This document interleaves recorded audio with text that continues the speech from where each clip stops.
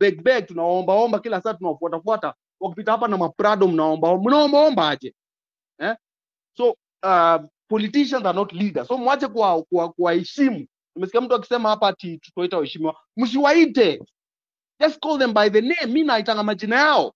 I've seen Aaron Cheruiyot na nitarudia fuck you Aaron. And then kitu ya mwisho ni kitu ya land. Kwa hiyo finance bill or whatever that document wako nayo kwa bunge, kuna hizo za freehold na leasehold, mwende msome. Kama kuna kitu emotional kwa maisha ya binadamu, especially an African, ni shamba. Na nyinyi waambia men that the first wife kwa maisha yako ni shamba, because shamba ndio kila kitu. Hapo ndio utalima, hapo ndio utajenga, hapo ndio utabuild wealth.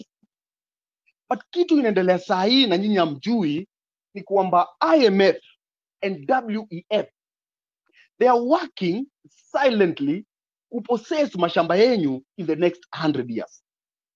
Na kuna mtu anaongelea hiyo story. Sisi tunaongelea tu hizi vitu zingine, pads, nini, lakini kitu ya maana hapo inakuwa muongelee ni shamba. Wewe in the next 100 years, pahali penye umeishi, watoto wako wameishi, watoto wako wameishi. You are no longer our person. The women and young people that voted for you are tired of you, and we are going to show you the door. You said that wewe ni makanga ulienda ukakuwa MP. Ndio wewe ni makanga, tunataka urudi kwa hizo makanga zako. Ikomba imechomeka ukiona. Parliament has been passing punitive bills right from the COP28 discussions. Mmekuwa mkipitisha bills within weeks and days, and we've been watching, and we were not back then quite vocal or able to get our message out there because also our platforms on social media are banned and we do not have enough resources kuzunguka kwa mtaa tukifunza watu. Nataka kusema hivi, Dennis Itumbi and your troop, you are responsible for making sure that accounts belonging to HRDs, human rights defenders, including mine, are shadow banned on Twitter and on Facebook. Tunatuma information haiendi until like 3 days ndio tweets zinaanza kuwa refreshed. I'm calling on these guys akina not functioning like a democracy but a dictatorship, Mr. William Ruto.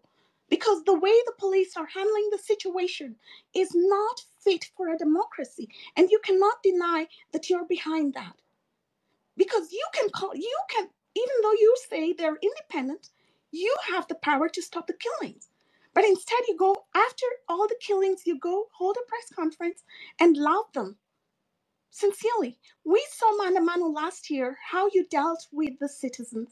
Same scenario this year. When is that going to stop? What kind of a democracy is this? Can you define what a democracy is, Mr. William Ruto?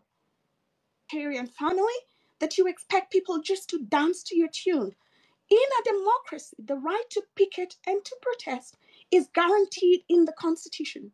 The countries you travel to, Germany and, United States, first of all, why did you grant them? Is ask for William Ruto to resign with this entire regime. So William Ruto must go, together with everybody else. A singular demand. It cannot be confused, it cannot be diverted, it cannot be diluted.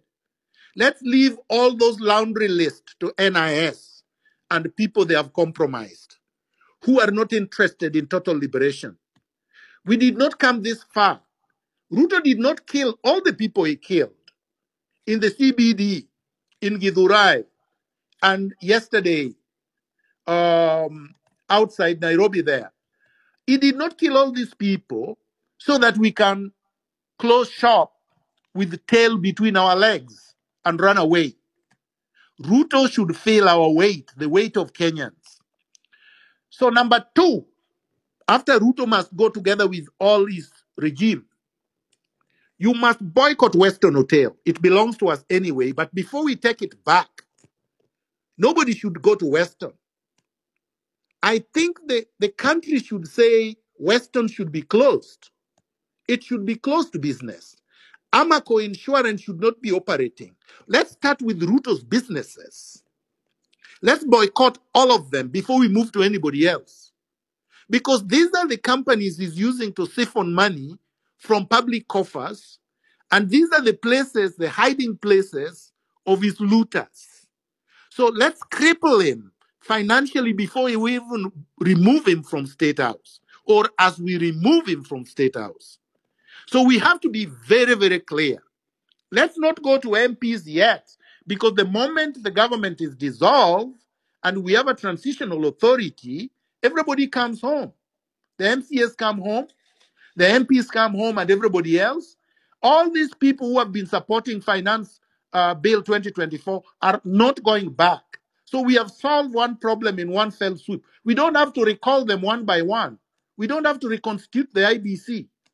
The IBC will be reconstituted within 2 weeks of us removing Ruto from power.